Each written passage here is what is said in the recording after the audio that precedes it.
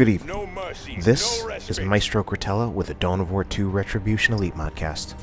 Today, we have a 2v2 on the ruins of Argus.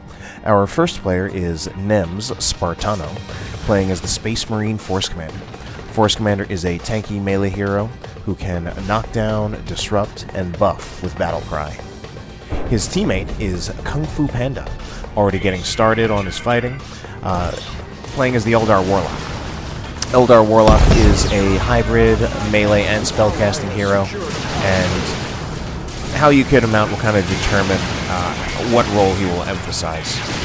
On the red team, we're going to start out with Matouzka, playing as the Mekboy. Mekboy is an orc ranged hero who can teleport around, so he's got a lot of mobility. He can also repair vehicles. Finally, we've got Marky, playing as the Lord General. The Lord General is an Imperial Guard ranged hero. Support and defense, he can buff squads with a bunch of area of effect abilities. Alright then, so we got another Dawn of War 2 cast, and this is the first ever Dawn of War 2 cast that I am doing with my new PC, which I just got. It was just finished by a friend. It's got an i7 as well as a GTX 1070, so hopefully it'll look a lot better, look a lot smoother, and this should also be my first cast in 60 FPS.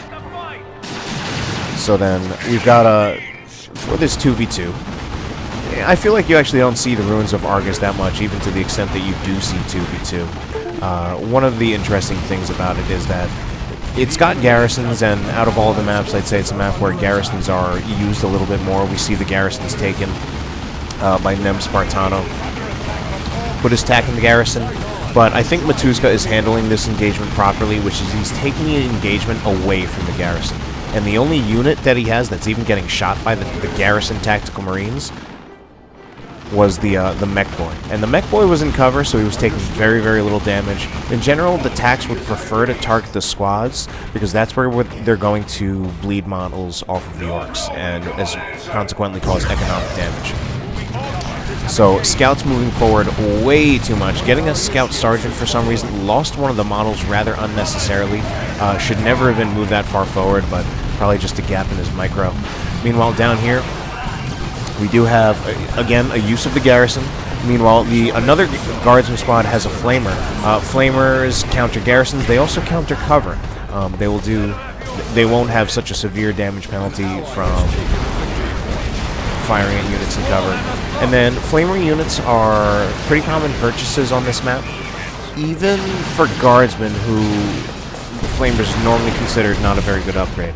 It's just that on this map, it's such a short run to your opponent's southern generator farm that if you win an engagement in the south, there's a decent chance that you will get a generator bash. And if you can do that quickly with a flamer unit, it's not too hard to get 2, even 3 generators. So, since we see a lot of garrisons on this map, we're also going to start seeing garrison counters. So, one of the biggest garrison counters are grenades. So far we've seen 2 grenade upgrades with the third one. And of course these are the Aspect of Avenger upgrade, granting the grenade ability, among a few other things. So, and garrisons in this game, you know, as much as I love Dawn of War 2, I will have to say that I don't feel garrisons in this game were that well done. I would say garrisons were much better done in Company of Heroes, both Company of Heroes games. In Dawn of War 2, it's basically, garrisons they make you almost invulnerable when there are no garrison counters, and then they become a death trap once your opponent does have garrison counters. So it looks like Kung Fu Panda is getting doubled. NeMs-Spartano a little slow on the response. Since this generator bash is pretty much guaranteed, I think the smart response by Spartano would actually not be to assist the south, but instead to trade generator farms. He should move over here, bash this generator farm, although it is somewhat risky, especially because he's being a little slow. And here is Matouzka moving up back to the middle. And if he did overextend, he could risk losing some of his own squads. So unfortunately, that's a pretty bad loss for the blue team, because now they're at a pretty severe deficit in power, and maybe not as severe as I thought. 36 income to 56. That's still a clear disadvantage, but I do feel the best way for them to have cut their losses there would have been Spartano to bash the northern power farm. Missed that opportunity. But there's still plenty of game to play. If anything, this Sentinel is now in a lot of trouble and should not make it out alive. But again, a little slow in the response. Still opportunity to get it, but no. So they're not going to be able to get the Sentinel. Even leaving it here is a bit risky. So, missed opportunity to get the Sentinel. Although, to be fair, getting back this power farm is definitely much, much higher on the priority list. So, smart play in that case. So we saw Marky Mark retreat there. He was being charged by 3 Guardian squads. He knew what was coming. 2 models on retreat, killing on the heavy weapon squad. So he knew that Kung Fu Panda allowed one of his Dire Avenger squads to be suppressed. Had the other ones kind of run around to try to get a grenade. Just one way to counter a setup team, especially for the Eldar, who do not have a Tier 1 jump unit. Sentinel is being used fairly well, considering it's been in some precarious positions, but it hasn't died yet. Needs to keep moving back. Yeah, he's been being pretty good about making sure he's moving back his Sentinel. Wow, but this case, I think the Sentinel's going to go down. All right, that time he was not careful about moving back his Sentinel. That was actually pretty nice by Spartano. He really pressed his advantage there, recognizing the low health of the Sentinel, and recognizing that if he just focused with all 3 of his range squads, he was going to actually DPS right through the Guardsman repairs on the Sentinel. So a fairly nice answer by the red team. Sorry, by the blue team. They've even got a contested power node to kind of make up for power income that they've lost over here. They're still at a disadvantage. They're now making it up a little bit. Purchasing some new power farms. I think they got 1 power generator down when they were here. 1 is at a tiny amount of health, 45 out of 600. Meanwhile, the Space Marines are moving back around, and the Mekboy being pretty annoying. Now, out of all these names here, the only one I recognize is Matouzka. And my personal logic, which may or may not have some merit, is that if I recognize a name, that means that player is probably pretty good and probably one of the better players in this replay. Spartano kind of pushing his luck there. Now, he's got this double scout squad, but he's got to be very, very careful putting them head-to-head against Shooter Boys. They're going to bleed harder, do less damage, and he's going to lose an entire tactical Marine squad right here. So, a little bit sad. He's going to lose the Force Commander as well if he's not careful. There's still a decent chance. Alright, I think the Force Commander will get out of there alive. So, unfortunately, Spartano's micro has not been perfect. Kung Fu Panda kind of making up for some of Spartano's losses. Looks like he managed to destroy some of Marky Mark's squads, as well as the natural power, the natural southern power for the red team. So, if anything, it almost feels like a little bit of a mismatch in the lanes, so to speak. Even though this map is not the most laney one. But basically, Kung Fu Panda is matched up with Marky Mark, and he seems to be winning that. Whereas Matouzka is matched up with Spartano, and he seems to be winning that. So it roughly evens out. Wow, a heavy turret already. I don't know. I don't know how I feel about that heavy turret. You might just feel it's really, really important that they get their power back. And the heavy turret isn't hard countered yet, but he's having trouble supporting it. Heavy turret actually has vehicle armor, and yet it's actually... Oh, well, yeah, I mean, despite having vehicle armor, it is slowly taking damage, but wow. It's actually destroying the building. We see the damage on the building, indicating that it's actually taking damage. So, of course, you can use an anti-garrison weapon, which will just directly damage the units inside the garrison. Alternatively, you can damage the garrison itself, which doesn't immediately do damage to the squad, but at some point the garrison will be destroyed, and any squad that is inside a garrison when it gets destroyed will die no matter what. No matter how much health they have, no matter what squad it is. One of my most embarrassing Dawn of War 2 moments was I once lost a full health squad of knobs from a destroyed bunker.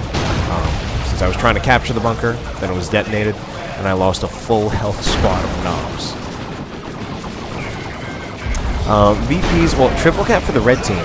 So triple cap for the red team, but the blue team is pushing back particularly in the bottom, where Matouzka, no, sorry, not Matouzka, Kung Fu Panda does seem to pretty much be winning against Marky Mark. Since Marky Mark's army is literally 2 squads of guardsmen and a heavy turret. You know, here comes the Falcon out from Kung Fu Panda. Kung Fu Panda just has to be very, very careful, because that heavy turret does have some range. I don't know the exact range, but it's long. We saw it definitely pretty clearly outranges the Falcon there. So right now the blue team is actually being very, very slow to retake the victory points. I think a lot of that has to do with Matouzka's hold on the natural, on the middle, the top VP. So for example, we had some hidden Ludas, hidden Ludas opening fire, but a grenade does go in. So those grenades are actually turning out to be pretty useful. A lot of utility in that. And that will allow Spartano to get the natural.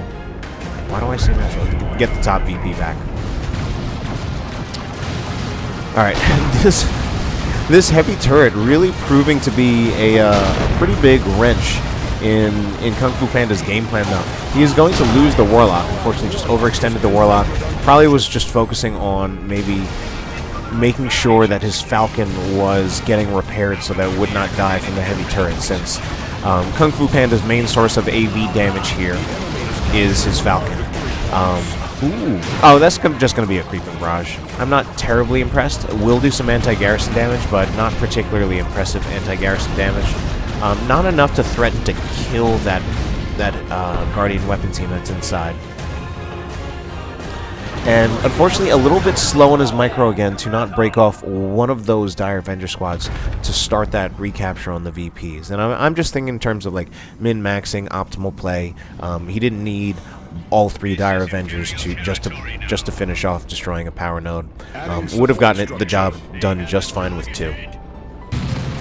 All right, looks like Matouzka's ready to make a play in the north, especially considering we've got the Death Dread, we've got a Weird Boy as well. Use the Warp Vomit. Look at that stun and how long it lasts. That stun lasted forever, and that really helped to just shut down what little anti-vehicle damage Spartano has. He's just got the missile attack, and that by itself, especially with all the support the Death Dread has, it just isn't enough to deal with the Death Dread.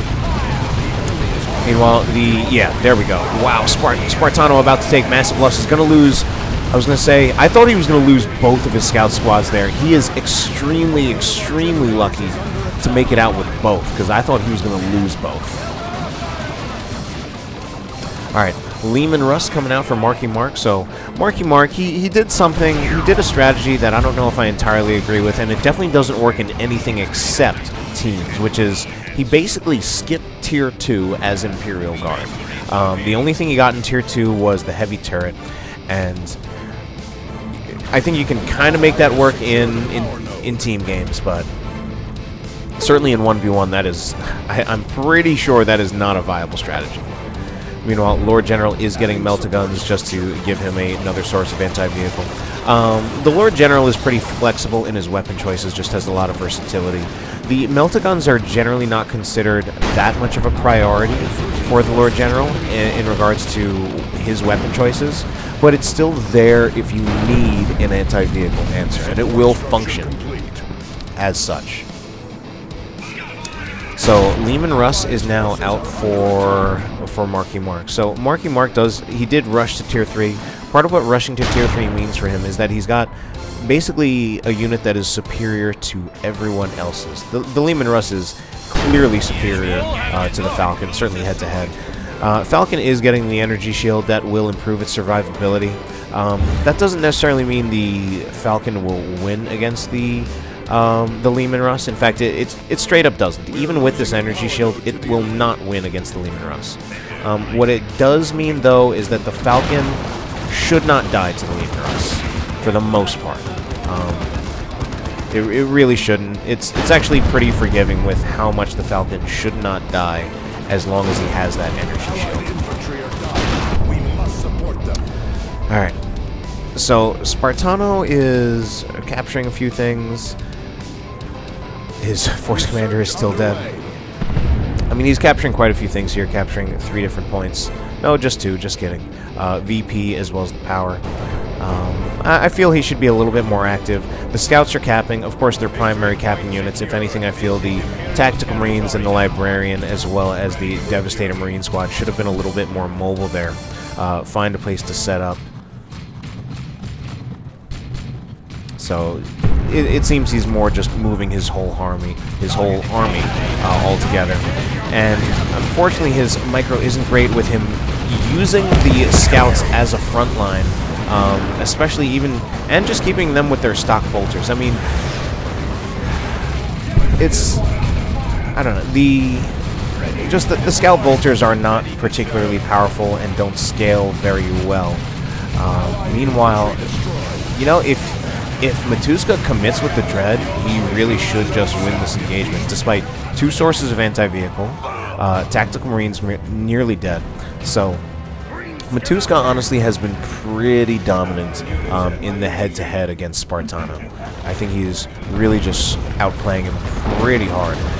Needs to be careful about the Mekboy not dying from the power melee of the Librarian. Okay, alright. He's going to lose Librarian, and wow, very, very nice. Using the Weird Boy to finish off the Librarian. That Librarian was just very, very overcommitted. And in general, there are really very, very few infantry units that you want to commit to a fight against a walker. Very, very few. Even among commanders, the war boss can if he has the power claw and you're using hard boys. I think the hive tyrant, maybe, if you have those crushing claws, and you also make him, maybe you could choose possibly either between the invulnerability or his energy shield. But in general, melee walkers counter, well, at least if we're talking about the commanders and the single entities, certainly not the Librarian. The Librarian just really needs to get away if something like a Death Tread is trying to saw him in the face. So Lehman Russ still doing some work, but at the same time, Kung Fu Panda still has a pretty strong hold on the natural power. I don't know why we're having the rush of the Dire Avengers on the Lehman Russ. That's not actually going to buy them anything, and then he just retreats them all together when he didn't have to retreat all 3 of them. Really only had to retreat the one that was only down to 2 out of 6 models. Alright, Lehman Russ is in a pretty bad position, exposing rear armor. There's a decent chance it will die here. 2 shots should finish it off from the las cannon. I think it's just barely managing to get it around the line of sight. Wow, very nice. But the Warlock is over here, and even the Fire Prism is chasing. This is an intense game of cat and mouse here. Excuse me, it's actually pretty amazing how Marky Mark is managing to keep his Lehman Russ alive, but it's going to go down eventually. So, yeah, and I mean, it actually doesn't surprise me. The Lehman Russ had so little health that the Warlock was actually able to finish it off himself. So, overall, it looks like to me, honestly, it looks like to me like the red team is probably winning this game. And I do feel that Kung Fu Panda has been pretty strong against Marky Mark, but I think Matouzka has been even stronger against Spartano. And I mean, you know what, right now it's still a little early to call. Look at this Lehman Russ, tanking damage from both the Fire Prism as well as the Falcon. Lehman Russ has been changed in this patch of Elite, at least since I last played. It no longer has a passive damage resistance, it just kind of has more health. So it now actually, I believe, just starts out at 1,200 hit points.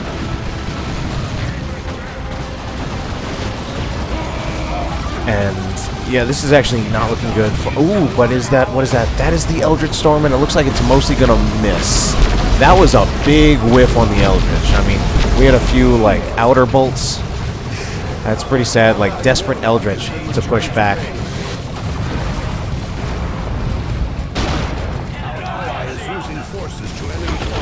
So things are not looking so good for the blue team. They're starting to push back out, but I mean, frontlining with these Dire Avengers needs something else, I think. Meanwhile, we're gonna have Terminators called in. right on top of the beamy Luda. And that actually does manage to wipe the beamy Luda. That does mean it'll be the end of this heavy turret as well. You know, the Assault Terminator call-in working out pretty well. There really isn't a strong counter to them. Okay, now they're fully committed. Burn their teleport, but that does scare off all the guardsmen, and that really leaves the Leman Russ completely alone. I actually don't feel that retreating all of the guardsmen was a good choice there. He did not have to just straight up retreat. I think he should have just microed them and microed them so that he could kite the Terminators. The Terminators now, alright, the Terminators were working out well for a while, and now this is where they meet their demise. They've already burned their teleport.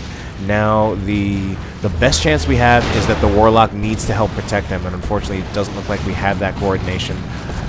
Or, okay, there's the support. So that's the support from the Fire Prism, disrupting the knobs, and that is the support that the Terminators need.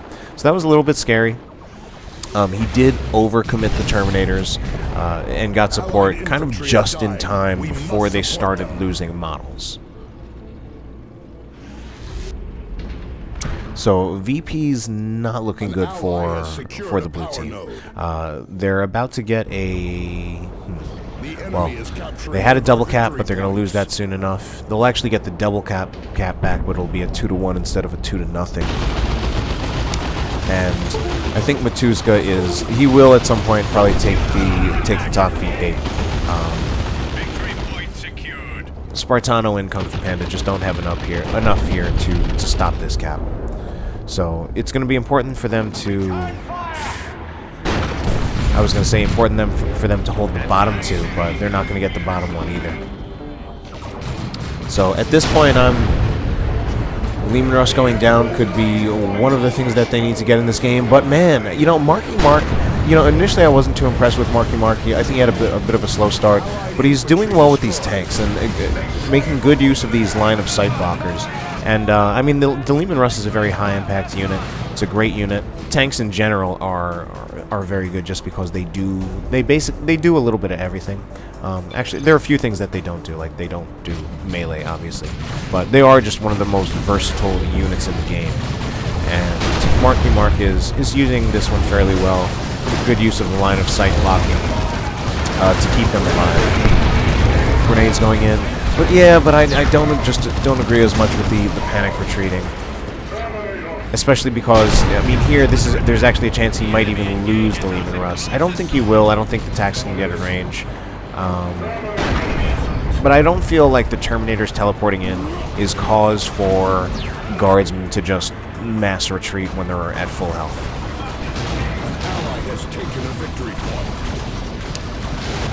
So now they have a double cap, but I think part of what's making this tough is Kung Fu Panda very much has a backline army. His entire army is very much backline. So as well as he's doing, he's having trouble pushing forward. Alright, the Fire Prism will help him delay. Now we've got the Providence on the Warlock, and as much as this can be a good thing, I don't think it's enough for him to just be there all by himself with Providence. He's still even getting suppressed by the heavy weapon team. Something that I feel like could potentially help out for Kung Fu Panda, although it would be risky and he would have to micro it well, is an Autark. I think if he did go with the Autark, it would also need to be upgraded. Ooh, we have some Love Dadaka into our rocks, but it's still like, that was mostly... Okay, the rocks actually did take out, I think, 2 squads there, and that might be enough to seal the game in favor of the red team. Yeah, so that took out 2 squads, just because I think a part of what was keeping the blue team in the game at all was just the fact that Kung Fu Panda was able to hold. And after losing those 2 squads, I think his ability to hold is... Again, I don't agree with that mass retreat. Got plenty of support. Not really a reason to mass retreat right there. This should finally be the end of the Death Dread, though. A rather quick end now that the Assault Terminators are here. Assault Terminators, I guess, one of those few units that can just deal with a Dreadnought. Certainly, the kind of the elite melee squads, such as Terminators as well as Knobs, can just go straight up to a Dreadnought. All right, Falcon barely staying alive. barely stays alive, but part of the problem is even with Spartano and Kung Fu Panda, even to the extent that they can keep their units alive, they can't seem to keep them on the field.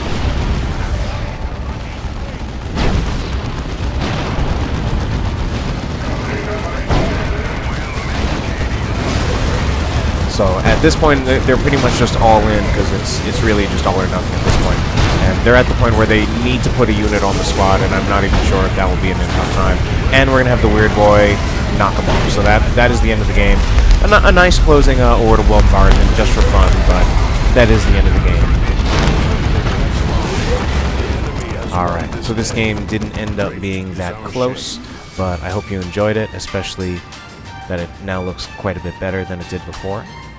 And I guess one thing is it hasn't been quite as easy to find good replays at the point we are at now, where Dawn of War 3 has been released. I guess Dawn of War 2 not quite as active as it used to be. I hope you enjoyed it nevertheless. Have a good night.